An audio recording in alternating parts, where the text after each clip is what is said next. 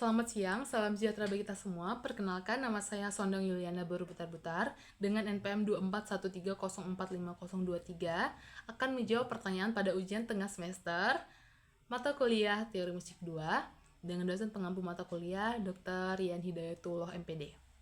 Baik, langsung saja ke pertanyaan yang pertama. Jelaskan mengapa pada tingkat 4 inversi 2 ditulis angka 6 di atas dan 4 di bawah. Jelaskan mengapa bisa begitu. Baik. Pertama, saya perhatikan di partitur itu ada tangga nada 2 crash, yaitu D, dari D. Tangga nada D itu yang dinaikkan adalah fis dan juga cis. Sehingga kita jawab yang bagian pertama terkait dengan inversi 2. Inversi 2 dengan tingkat 4. Ditulis angka 6 dan 4 di bawah. Nah, pertama kita lihat di situ di bagian bawah itu ada chord. Jadi chordnya itu adalah chord G. Isinya adalah G, B, dan D. Kemudian di bagian atas itu kita lihat di situ ada notnya, nadanya itu ada D, kemudian G dan juga B. Nah, dari sini kita dapat lihat bahwa ini adalah rootnya itu G, B, D. Kemudian berubah menjadi di atasnya itu ada D, G, B. Sehingga apabila kita perhatikan ini merupakan inversi 2 dari chord G. Benar bukan? Kemudian mengapa itu tingkat 4? Karena kita lihat kalau ini chord G itu berada di tingkat ke-4 dari tangga nada D. Sehingga ini benar bahwa ini merupakan tingkat keempat, karena dari tangga nada D, G itu berada di tingkat keempatnya. Seperti itu. Kemudian 6 dan 4 itu diperoleh dari mana?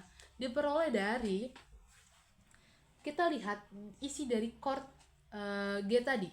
Nah, ada D, G, dan D. Kita lihat di situ. Nah, dari tangga nada D, G itu berada di 1, 2, 3, 4 ya, ada 4. Intervalnya, jaraknya itu 4.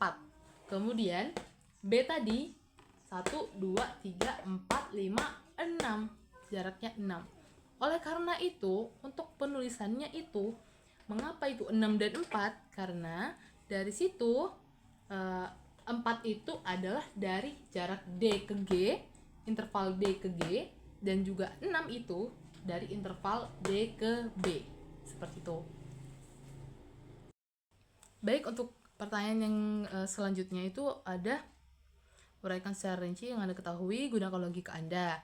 Termasuk juga jelaskan mengapa tingkat 6 inversi 1 ditulis dengan 6 saja di atas. Nah, jawabannya adalah kita perhatikan terlebih dahulu chord yang di bawah.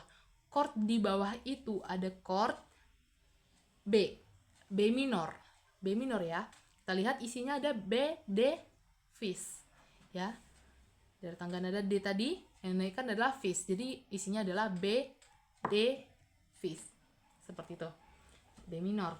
Jadi kita lihat dari chord yang di bawah tadi di tangga nada D itu dia berada pada tingkatan keberapa? 1, 2, 3, 4, 5, 6. Berarti dia benar di situ tingkatan ke-6. Lalu kita lihat di atas, di situ dia ada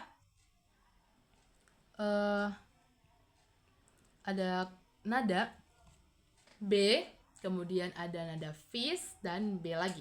Nah,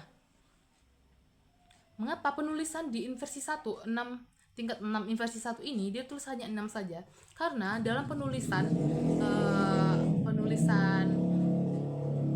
inversi ini atau angka 6 tadi itu inversi 1 dapat ditulis 6, 3 maupun 6 saja. Itu patokannya itu hanya di bagian interval. Intinya intervalnya itu harus 6. Seperti itu. Harus 6. Sehingga tulisannya itu 6. Jadi di sini itu ada tangga nada D kan. Nah, di situ ada bassnya itu di B. Jadi 1, 2, 1, 1, 2, 3, 4, 5, 6 seperti itu. Jadi mengapa di situ tulis 6? Karena jaraknya 6. Kemudian sebenarnya kalau di inversi 1 kan seharusnya kalau untuk chord B minor itu dia D fis B. Di sini tidak dituliskan ada D-nya. Jadi sini dia masuk ke dalam inversi 1. Tapi saya sedikit kebingungan. Tapi yang saya tangkap itu dia mengapa ditulis 6 itu karena dia itu jaraknya dari D ke B tadi di bassnya itu 6 seperti itu.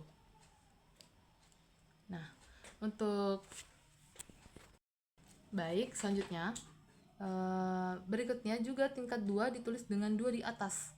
Nah, menurut saya ini 2 di atas kita lihat terlebih dahulu ya. Chord yang di bawah itu ada nadanya ada E, kemudian ada E, ada G dan E, kemudian ada nada D juga.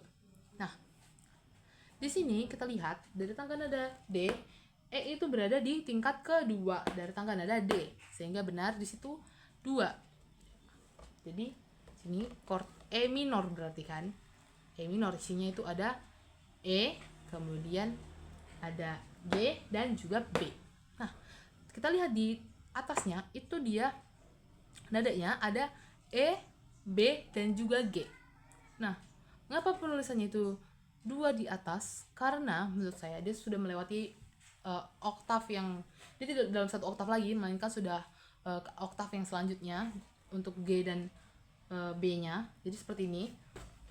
Kurang lebih kalau dalam pianika E seharusnya kan untuk E minor seperti ini. Tapi dia sudah melewati di sini. Dia menggunakan yang ini. Udah oktav yang selanjutnya untuk apa namanya? Untuk untuk B, enggak, untuk B itu masih dalam satu oktav dengan E, tapi untuk G-nya itu dia sudah di oktav yang selanjutnya. Jadi tulisannya 2, melewati 2 oktav seperti itu. Dalam 2 oktav. Menurut saya seperti itu sih. Terus karena kita lihat juga di ini nada bassnya itu dia di bassnya itu dia ada di E kan, berarti E. Sedangkan ada D itu E itu berada di jarak 2 seperti itu. Kurang lebih seperti itu. Saya juga kurang ingat dengan jawabannya. Kurang lebih seperti itu sepertinya. Selanjutnya itu dan tingkat 5 ditulis dengan 6 dan 5 di atasnya. Kita lihat di chord yang bawahnya itu ada chord A ya, ada A, cis, E dan G. A, cis, E dan G. Nah, kalau kita lihat A itu berada di tingkat berapa? 1, 2, 3, 4, 5. Benar, itu ada tingkat 5. Dan 6 dan 5-nya ini kita lihat dulu di chord yang di atas. Itu isinya ada A, kemudian G dan juga di situ ada E. A, G, E. Nah, apabila kita lihat di sini dia mayor dong. Berarti A-nya mayor. Kita lihat di pianika untuk A mayor itu isinya adalah A, kemudian ada cis, kemudian ada E. A, cis, E, ya kan? Nah, kemudian kita lihat di situ tadi isinya adalah A, G dan juga E. Nah, sehingga dari sini yang saya tangkap adalah A5-nya itu dari jarak ini A ke E.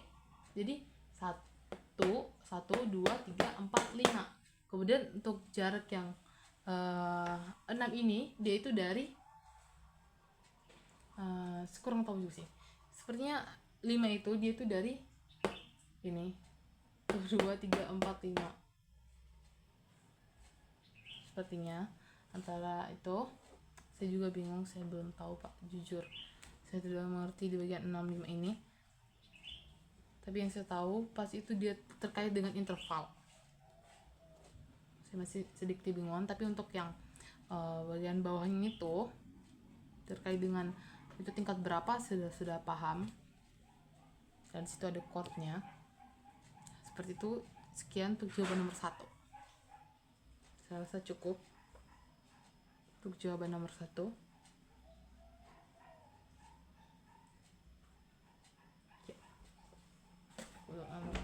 aku.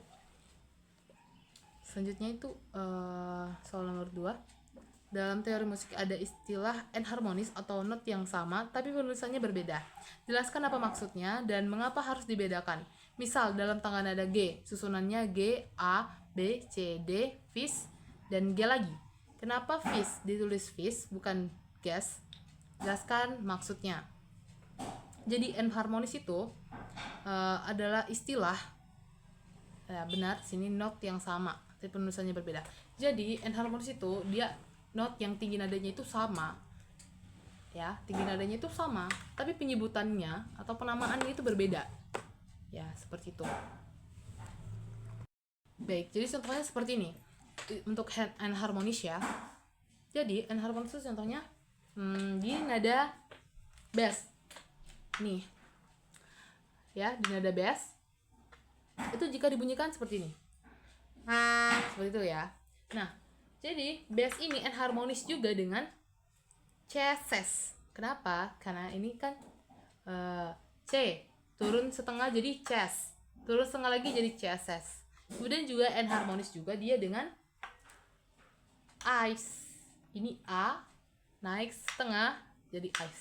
Jadi untuk penamaan ini itu tergantung pada konteksnya. Kalau dia di dalam konteks untuk bass ya, untuk penamaan bass itu dia konteksnya di mol dong pasti karena dia turun. Sedangkan untuk ice pasti dia terkait dengan crash ya. Ice itu terkait dengan crash. Jadi penamaan daripada nada ini, setiap nada itu tergantung pada konteksnya, dia itu crash kah atau mol kah, seperti itu. Dia bisa jadi ceses. Nada lain juga seperti itu. C ini bisa C, kemudian dia bisa jadi bis. Kemudian ini juga bisa jadi deses C itu, ya kan? Dia enharmonis, seperti itu konsep enharmonis yang saya pahami. Jadi satu nada yang penamaan atau penyebutannya itu berbeda, tetapi tinggi nadanya atau bunyi nadanya itu sama, seperti itu. Tergantung pada konteks yang akan diperhatikan, seperti itu. Baik, selanjutnya itu misal dalam tangga nada G, susunannya G, A, B, C, D, E, fis, dan G lagi. Kenapa fis ditulis fis bukan ges? Jelaskan maksudnya. Jadi kita lihat tadi kan G, A, B, C, D, E, fis, G. Kenapa dia fis? Karena dia di sini konteksnya adalah crash. Tangga nada G ini merupakan tangga nada crash. Itu merupakan tangga nada satu crash. Jadi isinya adalah ya A, B, C, yang dinaikkan adalah fis, seperti itu. Konteksnya dia crash. Jadi tidak bisa untuk tangga nada misalnya dalam partitur itu dia crash, itu tidak bisa ada molnya, tidak bisa dia jadi geses karena itu akan sedikit mempersulit kita untuk membaca partitur itu. Jadi contohnya seperti ini. Nah, ini ya untuk di tangga nada. Tangga nada apakah terlihat? Ya seperti ini. Jadi di sini ada crash ya. Urutannya seperti ini akan lebih mudah untuk dibaca, bukan? Ini G, A, B, C, D, F, E, fis, G. Nah, akan menyulitkan kita untuk membaca apabila itu ditulis dengan ges, rata dengan G. Kita akan kebingungan apabila dengan tempo, mungkin kita memainkan partitur itu dengan tempo yang agak cepat. Di sini kok ada molnya. Tidak terbaca sehingga itu akan mempersulit kita untuk bacanya, bukan? Nah, akan lebih mudah apabila itu, karena ini konteksnya juga memang crash ya. Sesuai dengan formulanya, kalau tangga nada mayor ya, tangga nada mayor natural itu dia urutannya itu 1 1 setengah 1 1 1 setengah, ya bukan? Nah, seperti itu. Jadi dia urutannya 1 1 setengah 1 1 1 setengah sesuai dengan formulanya. Jadi dia dinaikkan. Bukan intinya dia dinaikkan. Seperti itu. Ya. Seperti itu. Kemudian untuk memudahkan membaca, untuk memudahkan kita, mempersulit ketika membaca partitur, itu tadi tidak harus sesuai dengan formulanya, harus sesuai dengan kaidahnya atau aturannya. Dalam satu nada atau dalam satu partiturnya, decresnya itu tidak boleh ada molnya. Tuh aturannya ya, 1,5, 1,1,1,5. Soalnya juga lebih enak seperti itu. Baik, sini pertanyaan ketiga. Belajar teori musik itu penting, tapi ada juga musisi di luar sana yang mampu bermain musik dengan baik, teknik yang tinggi, dan menguasai notasi musik. Lalu apa yang membedakan kuliah teori musik dengan musisi yang tidak kuliah teori musik itu? Apa pentingnya dan implementasi teori musik yang paling konkret untuk kita sebagai calon musisi dan calon guru musik? Jelaskan secara lengkap.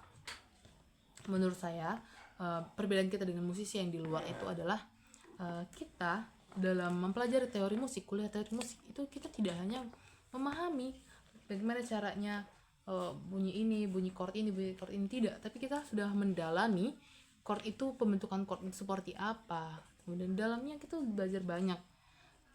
Crash itu tuh dari mana sih? Mol itu tuh dari mana? Tangga nada natural itu dari mana? Segala macam.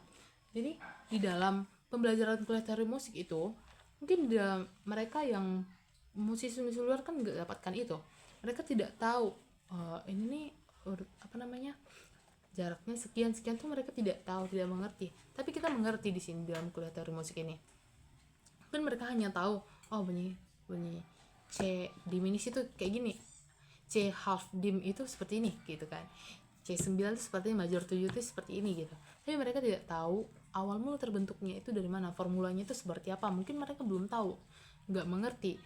Mungkin mereka baca notasinya bisa cepat, tapi mereka tidak mengerti dari dasarnya atau awalnya itu seperti apa. Dan ini yang harus kita punya sebagai calon guru musik, itu kita harus bisa menjelaskan kepada anak didik kita atau peserta didik kita nantinya. Jika kita sudah jadi pendidik, maka kita harus bisa menjelaskan kepada mereka. Kalau kita nanti bertemu dengan siswa yang kritis, maka kita harus belajar teori musik.